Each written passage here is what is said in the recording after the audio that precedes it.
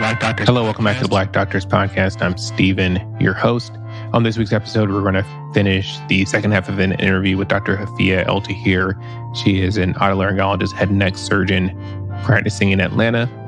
We first met at an SNMA conference several years ago, like 6 or 7 or 8 years ago, when she was a medical student applying to residency programs. She's since finished residency and began practicing. Last week, we talked about her pathway into medicine. She is a Sudanese American, second generation American Black woman physician, and such an inspiring story about how she worked hard, networked, and made it to medical school and residency. This week, we are going to jump into the second half of her story. We talk specifically about navigating spaces that aren't diverse. So as an ENT resident in New Jersey, not many Black women ENT residents in her class. She was the only one, in fact. And for medical students across the country, we're getting right up to the date where you're going to verify your rank order list. And the question I often get from mentees is, how do I look at these programs? Is it worth going to these different programs where there's not people there that look like me? So this episode is really for you and for medical students as you're looking to match into programs, whether you're first year, second year, third year, or even fourth year.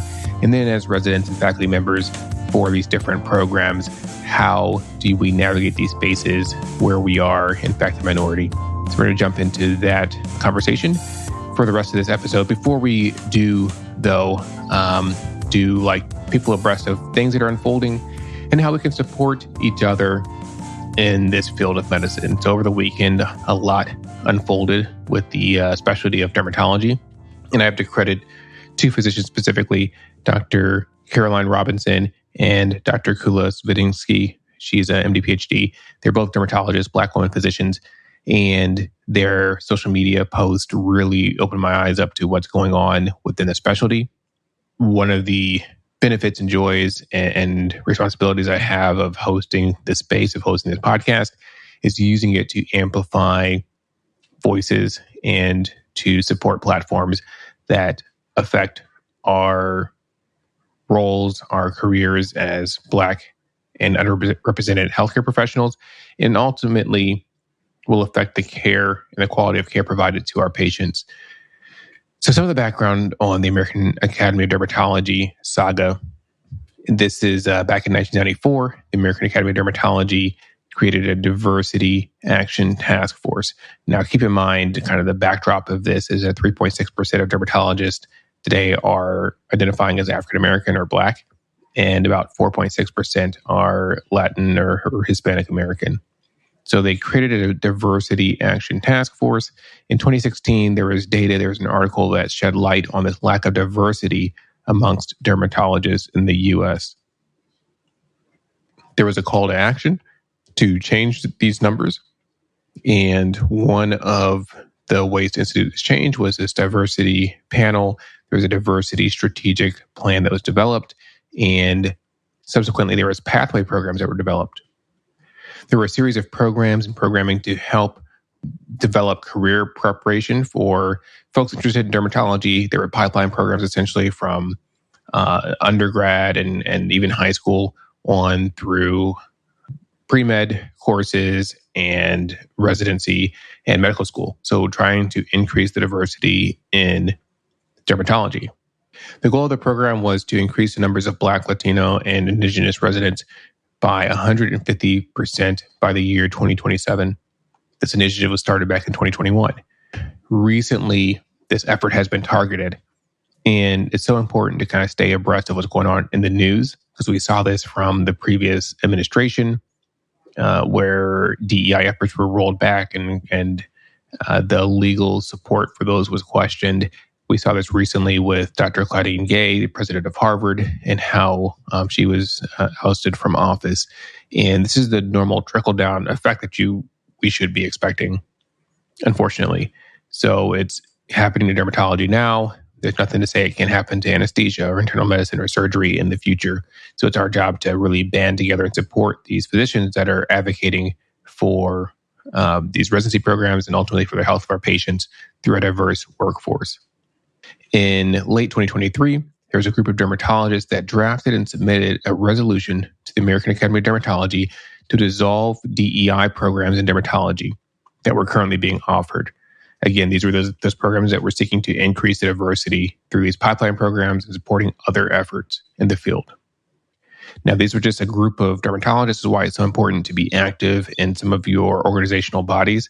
And they drafted this resolution. They proudly wrote their names and said that we should get rid of these DEI efforts.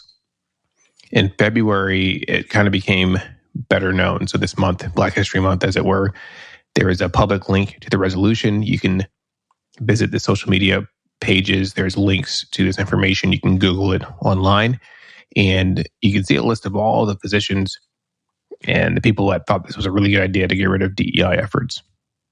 There was allegations that, people are being doxxed because their information is being shared publicly in social media. And it's like, that's not the case. It's not the definition of being doxxed. This information was already publicly available. And, if you feel strongly about it, you should put your name behind it and support that. But now people want to, make up rules and change definitions. This will culminate in March at the American Academy of Dermatology meeting. It's going to be held in San Diego this year, where they're going to vote on these different resolutions.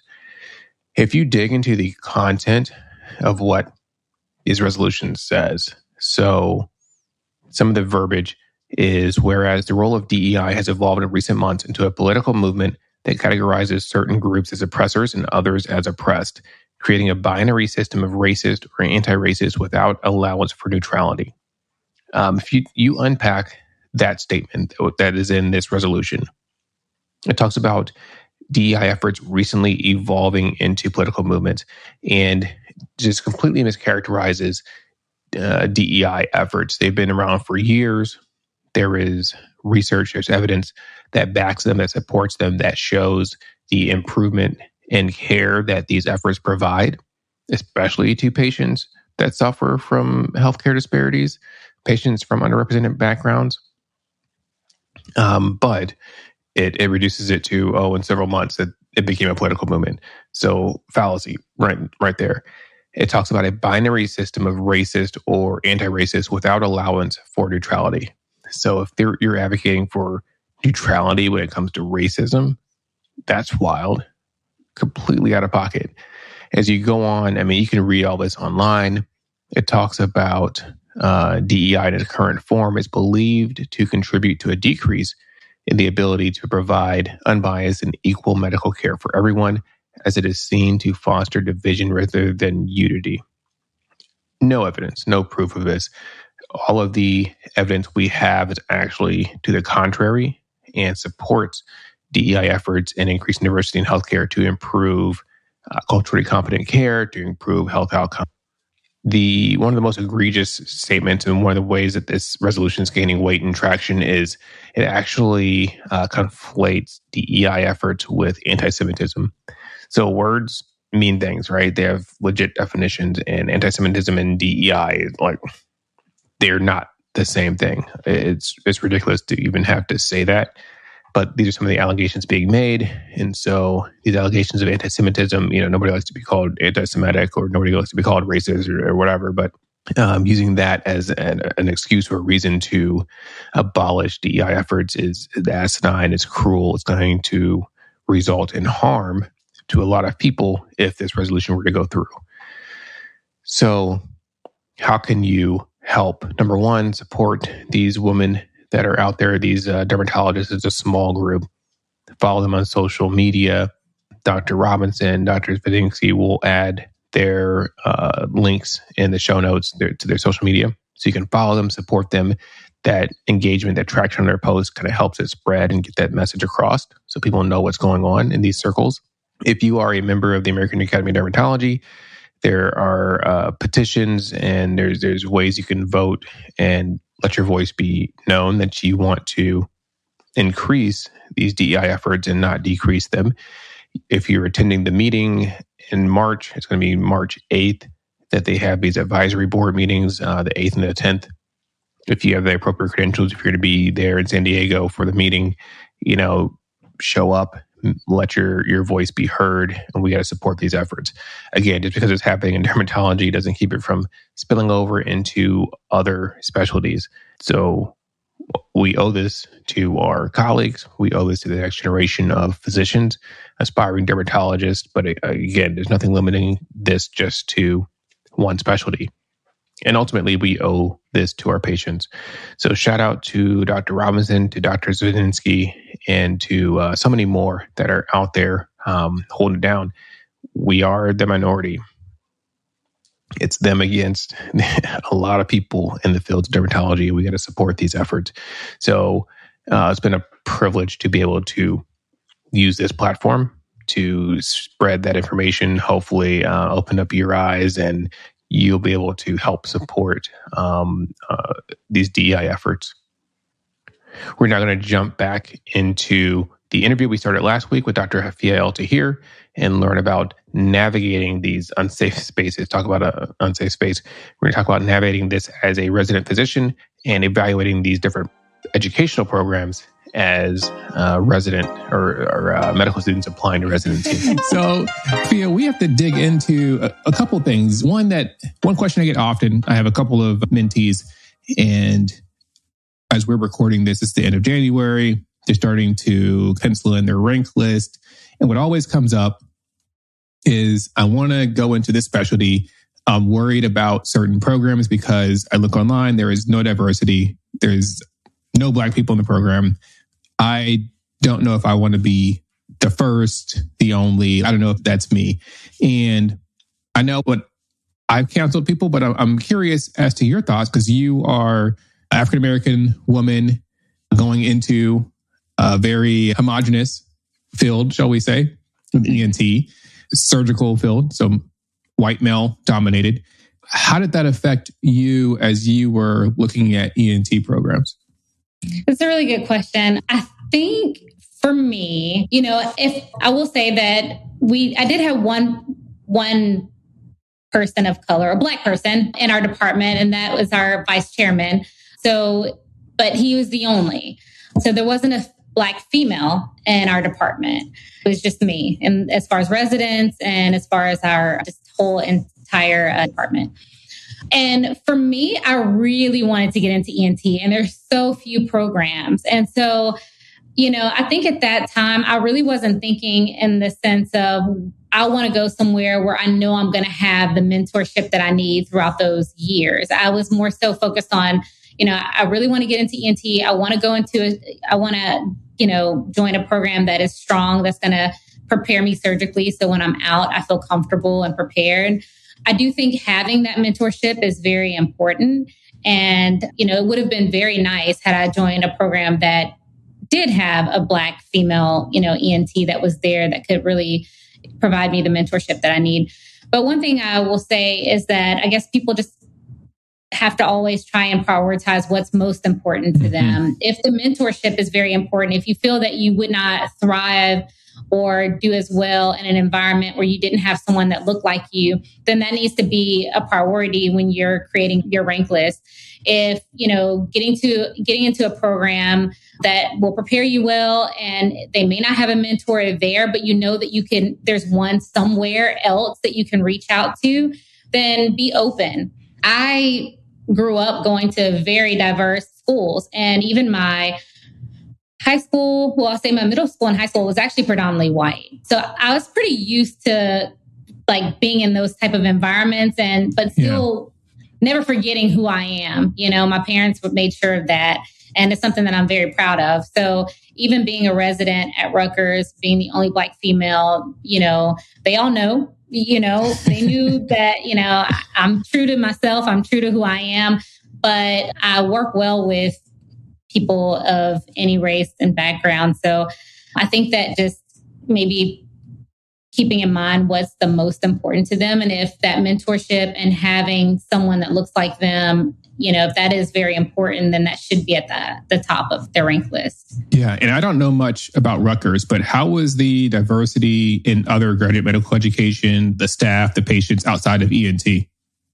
Oh, yeah. So that's very diverse. Now we're talking about New Jersey. So it's one of the most diverse places in the United States, especially North Jersey. So that is one thing that I loved about being in the area. When it came to patients, like I worked with patients of various like demographics and, economic statuses. So that was really great for me. And I think for all of the residents training, because when you're in Newark, like you're dealing with a lot of, the underserved community. But then we also were in Livingston, which is in like the richest, I think it may be the richest area in New Jersey. And one of our main hospitals that we operate out of is located there. So, it's learning how to deal with that subset of patients. But New Jersey is very diverse. The university is very diverse. You have people from all backgrounds. You can't walk through the hall without running into someone that speaks, I don't know. You got people that speak German, Russian, Arabic, Chinese, whatever, so there's definitely not a lack of diversity. Yeah, I love that. And I was using you as a sounding board because that's mostly the advice. I echo what you said when mentees are asking me. One, I say, what's most important for you? Is it being around people that look like you that's going to help you thrive and then prioritize that? And then number two, I usually focus on the diversity outside of that specific program because these graduate medical education programs, if you're in a big city, chances are there's some diversity somewhere in the hospital. And like I said in a previous episode, if not, make best friends with environmental services because they're probably Hispanic or Black. So those would be your people. For you. Oh, yeah.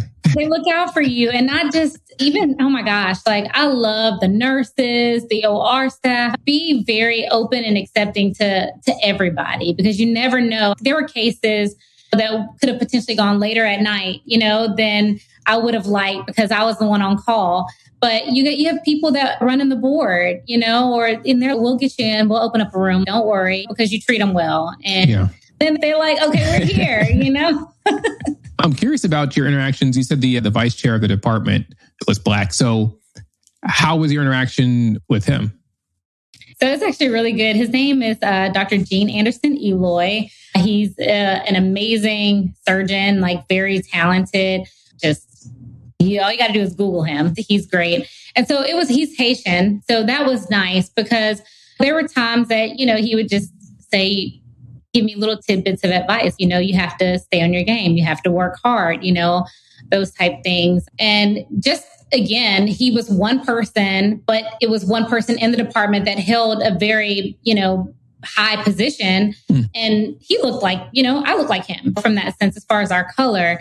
He wasn't a female. So some of the things that maybe I may have dealt with, he maybe hadn't. So again, I think that if a student is looking to have someone that really mirrors them, then, make sure to list that type of program or where that program can provide that a little higher. Yeah, so he was kinfolk.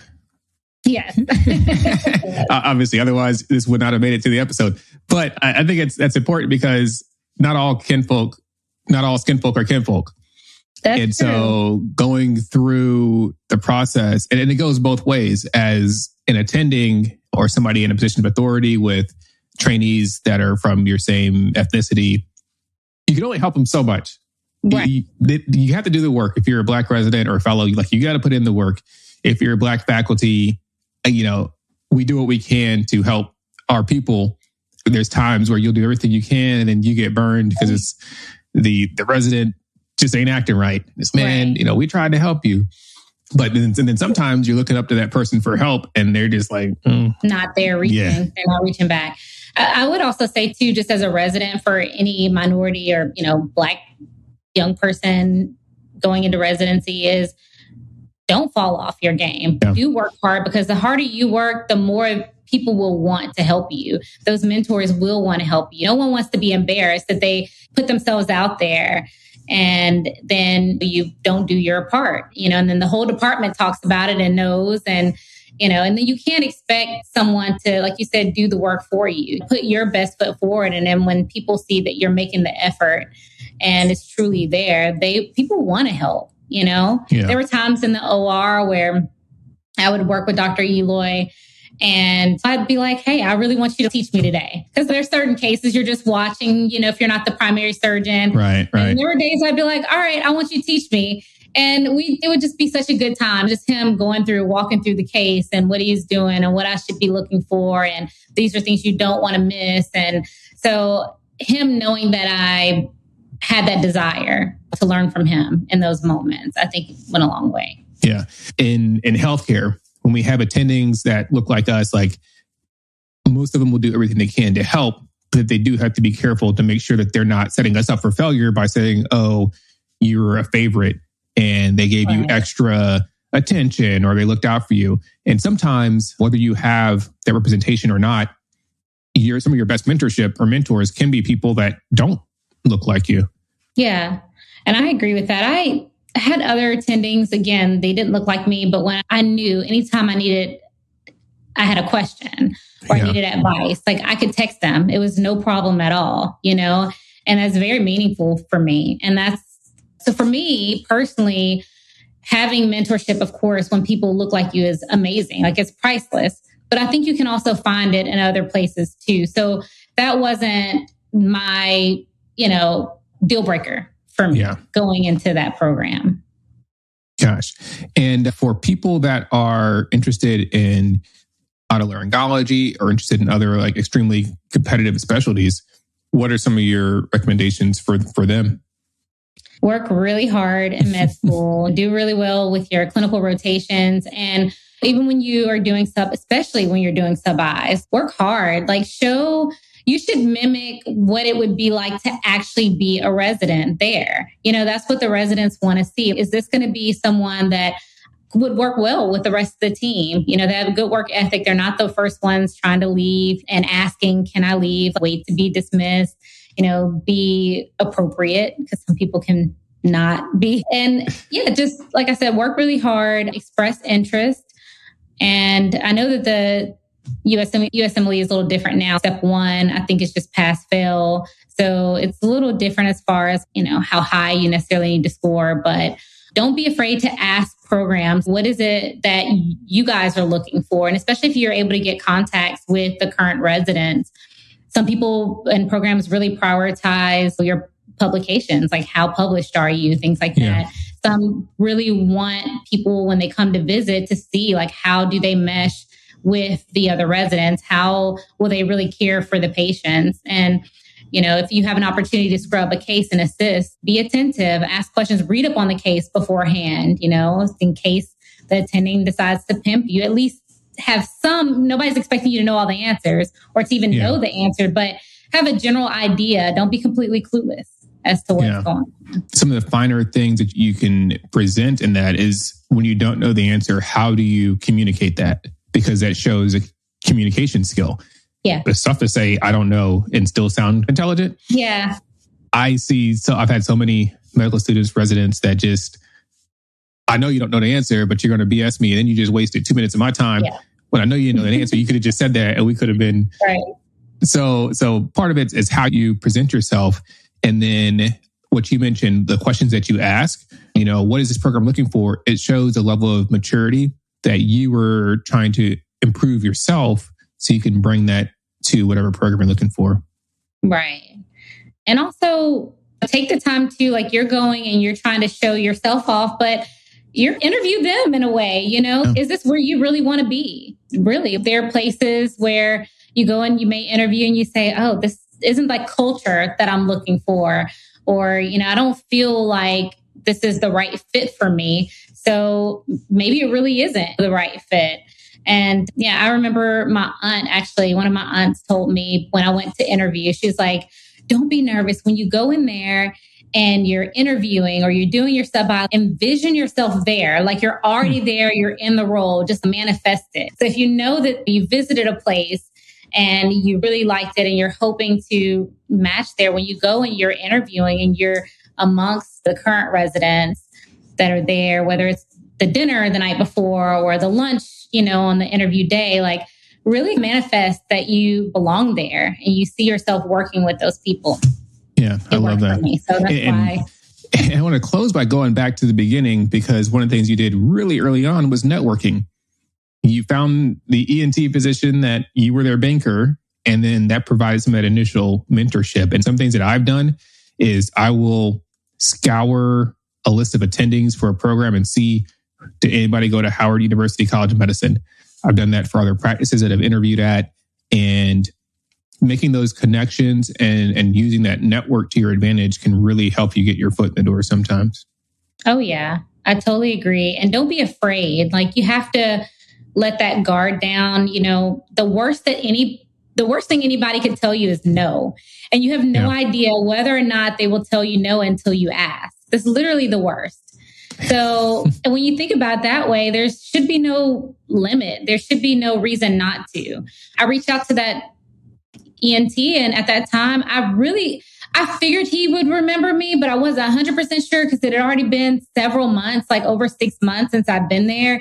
And he knew my face, but I don't really know that he really knew my name. You know, he just saw me as the banker. And so when I'm calling his office and going through his secretaries and all that to finally get to him, I'm like, hey, this is Hafiah. I don't know if you remember me or not, you know, so it can be a little awkward. But at the end of the day, had I not asked to, you know, spend that time with him and to learn from him, I probably wouldn't. Actually, I know I wouldn't be here, honestly, because I didn't grow up going to an ENT. I never had ENT issues. I was never the kid that put things in my nose. And I'm not saying I was a good kid. I never did. I didn't have foreign bodies in my ears and stuff. I never had tubes. I still have my tonsils. So I didn't even know what an ENT was. So I credit, you know, myself for putting myself out there, and I credit him for being very accepting and welcoming. Have you talked to him since? So I talked to him in medical school, and actually when I matched into residency, I talked to him, but unfortunately, and I'm ashamed to say, but since I went through residency and now I have not reached out to him. So now I will. You put me on the spot. I definitely will. Gosh, well, I have really enjoyed catching up, hearing your story and hearing everything that you went through to get to the success that you have today.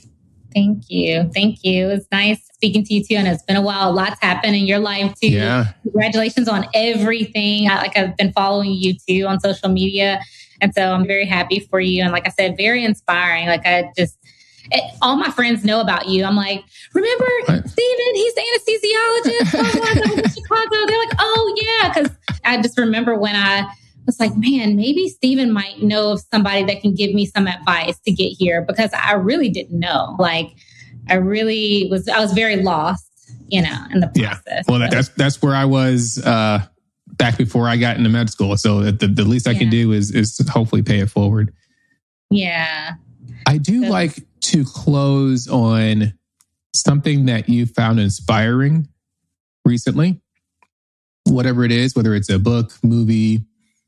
Something that I found. So I'm a quotes person. So it's probably a quote that I have found inspiring, but I have them in my phone. Do you mind if I pull it out? In the meanwhile, I'll tell. Mine is this piece of art that I just hung behind me, and I put it up on social media. And it's by Dathan Kane. He is a Black artist out of Virginia. So while I was stationed there, he had a couple of murals. He likes to paint in black and white, these different shapes, and just a really cool, down-to-earth guy. Ran into him at some art show, and then have picked up a couple of his pieces. But he's just super chill and humble, and I always appreciate that in people that are just real and down to earth. So he's been doing really well with art. He just gets up every day and does his painting. And I think he collaborated with Pharrell for one of his concerts, and he's getting out there, but I'm just so proud of him and the things that he's accomplished. That's awesome. It's beautiful. Actually, like I said, I noticed it behind you. And did you frame it in the red, or did he? I did. Because he frames in like dark earth tones, but this was just a print, so it didn't come framed. So I bought this frame online. Oh no, I like it. It's nice. It actually, instead of taking away, because the red is what has the most color, right? But it actually makes the artwork stand out more. Yeah, than the frame itself. But let me find I have my list of quotes. A list of quotes. That's been a quote person. And so you're not going to quote Martin Luther King, are you? No. No, not Martin Luther King. We just made it through this year's round of MLK quotes from any and everybody that wanted to quote what the Reverend had to say. Oh, yeah. In context, out of context. Oh, this is my favorite one. So I don't know if you know of this. She's like a motivational speaker. Her name is Brene Brown. Have you heard of her before? She is TED. Okay. Should I listen to her books? I haven't really got on the bandwagon yet. Her books are good, but she did a TED Talk, and it's really good. And so it's on Netflix, so you should check it out. Okay. Yeah. But this is a quote that she said is, vulnerability is showing up when you don't know the outcome. So it's true. It's, when you're vulnerable, you're putting yourself out there, regardless of what it is, whether you're sharing something about yourself with someone, whether you are, like I said, going for something. Like I reached out to Dr. Gardner, not knowing what the outcome was going to be, but it was a very vulnerable moment to do that, not knowing what the outcome would be. I could have been rejected. And that, translates in many aspects of our lives, is that when we're very vulnerable, we don't know, but it actually is a great measure of courage to be able to do that. And so I think that's very inspirational. I like it. I might be too vulnerable because I just be out here doing stuff. Really? And I'm not. That's something I do work on. So that's the reason why it resonated with me, because I'm it's very easy if you're not a very open and vulnerable person, especially if there may have been some trauma in your life or something that has made you not want to be that way. When you do put yourself out there, it's almost, was that a bad move? That's true. Yeah. I like that because, I share a lot of stuff, but then on the same token, there's a lot of stuff I don't like.